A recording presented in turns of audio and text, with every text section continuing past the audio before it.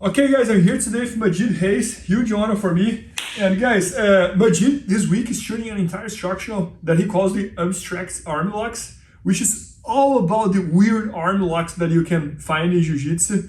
And today he's gonna show us here one of his favorites that's really cool. So it's almost like a trap from the kimura trap.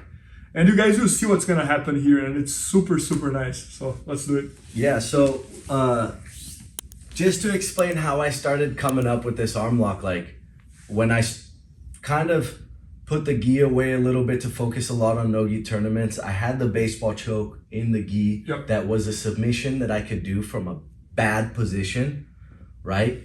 And some of my training partners were like, oh, what are you gonna do in the no-gi? You gotta come up with a submission that you can do from a bad position, yep. Right? And so, you know how Sakuraba used to use that when the person is on the body lock behind the person, that little kimura trap to flip the person and to hit the arm lock?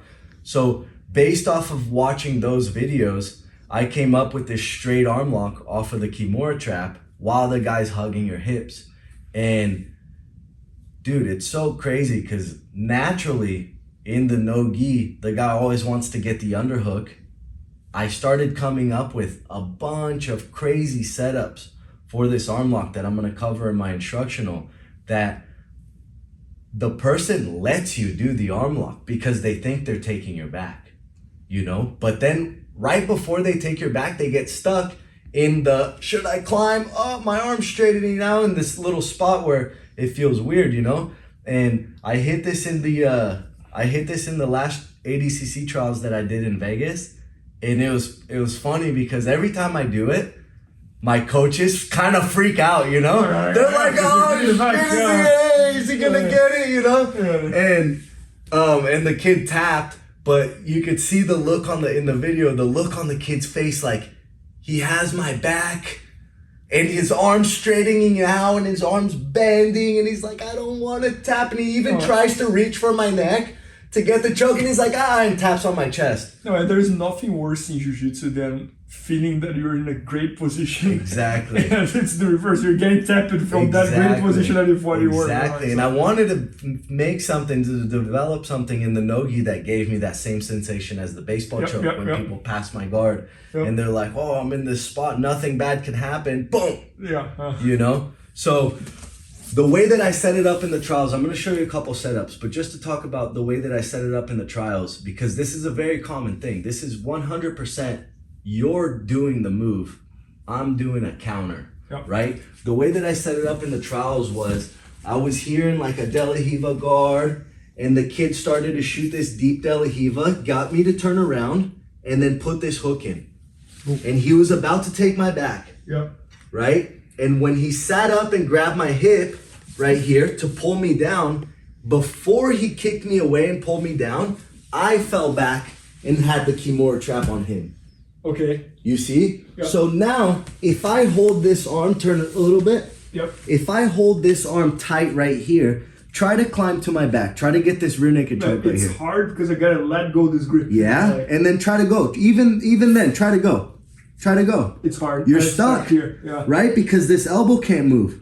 So a lot of people will try to do that. They'll try to grab my shoulder right here, and then instantly you can start to straighten out that arm, right? No, and I was not expecting that it would straighten my arm here. It's some sort of kimura. Yeah, everybody expects the kimura, but instead of doing the kimura, I bring the arm up and then straight down to a straight arm lock. That's crazy. No, I can definitely see that working. Yeah, so the first... So you came up with that in the tournament, or you were doing that before? No, I started doing that in training. Okay. A lot. I started doing it all the time. And there's setups for it, like that's one setup, right? Where the guy puts the deep De La Riva, starts to expose your back, you know, and you're seated here. It's what you're expecting the person to do. Okay. When they have the De La Riva, what you're expecting the person to do is to grab your hip. That's the next thing they're gonna do. They're gonna start to grab you right here, right? So as he starts to straighten this leg out, I'm not gonna go boom and fall right here.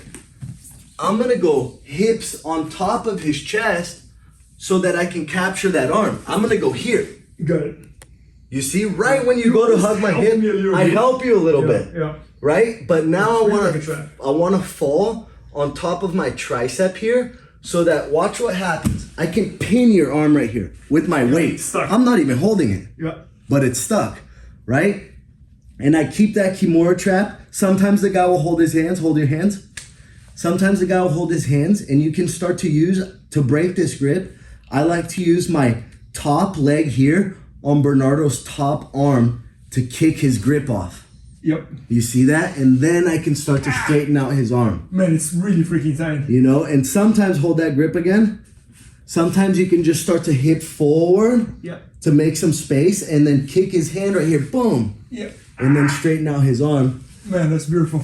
And the arm lock hurts. It hurts, dude, and it hurts to tap. Yeah. You know? Yeah. The arm lock hurts and it hurts to tap because you're so close to a good position. Yep. Right? And ways that you can set this up in the beginning will be kind of scary because you're scared to give up that position. You're scared to give up the back. I'm scared to give up that position, especially in a tournament, you know?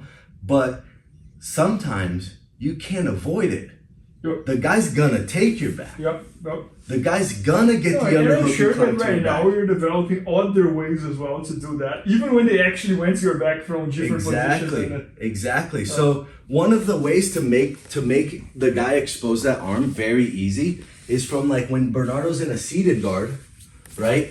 And we're here, is like he'll be hugging my leg right here, and I want him to expose this arm, right? I want to do that classic like kimura trap, but I stop halfway, right? So what I'll do is I'll bring this leg close, and Bernardo will try to hug both of my legs, and I'll go boom, boom, you got it, and then fall on the ground, and then we're in this spot, right? And then I'll start to kick this, and the thing is, the guy's always gonna try to hold your hip and keep taking your back. What they should do to not have to tap to the arm lock is push me up and over your head. Push me up and over, and then we land in the classic kimura trap. Yeah. You know, where you try to sit up, I start trying to take your back, going for the crucifix. So there's a good counterattack from it, which is the normal move, the traditional shoulder roll kimura. No, but it's trap. amazing that you're developing the entire sequence now. You're understanding all the ifs now. Yeah, if exactly. he does this, if he does that, if he does that. And I'm sure there are more things they can do, but you probably have the answers already as well. Yeah. Oh, and like I was talking about the underhook, one of the positions that happens the most is like, I'll show you guys from the back angle, scoot this way a little bit, and then let's say I'm in a knee cut type of position right here, right? And we're fighting for this underhook battle, right? I want the underhook, you want the underhook, okay? If I give you the underhook, okay, what I want to do is make you hold on to my hip here. Hold my shoulder up high. I don't want to go for it if your arm's up high. Okay, so I'll start to force your arm down and bring my hip up, and you'll lower that, right? Now, you're going to try to come up on that underhook. Okay, and when you're coming up, I'm pushing you down. I'm playing this little game of I don't want you to get the position, but I really do. You know, so I'll play the game of like, no, crowd the guy, push him down, and then right here, man, that's awesome. You turn around, look where that arm is. You don't even have to look at it. It's gonna be right here anyways. So when I turn around, I get the arm, I dive over to the side right here, and I can start to that's awesome. Push his arm down. So it happens in positions where that position can happen on your end. You beat me to it. If I don't do anything, you're gonna take my back anyways. So sometimes, especially against bigger people, stronger people that I don't have the strength to straighten their arm out, I'll go for it, like in that position, right?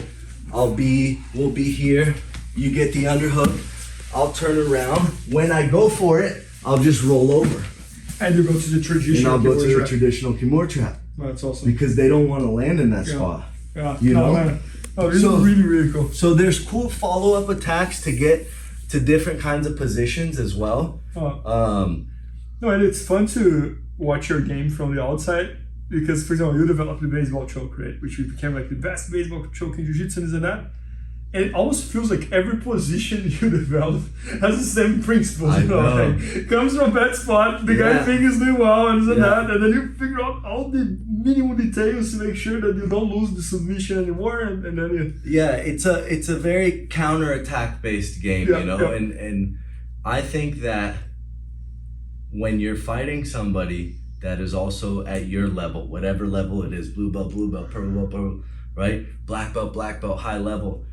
It's always harder to get something that you're going for, right? The more you go for the wrist control, the harder the wrist control is going to be to get, right? But if you give wrist control and the guy grabs and you can go, boom, now I have wrist control, you know? So the more you go for the thing you want, the harder it's going to be. So if you allow the person to go for something, a little bit of give and take, you know? And in the beginning, for a lot of people, that's scary.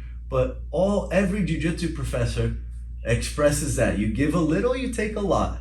That's the art right there of tricking somebody, of being a couple moves ahead. You know, you sacrifice a piece in chess and then you take the queen, right? So being able to get comfortable doing these moves, you have to try to do them to people that are lower level than you.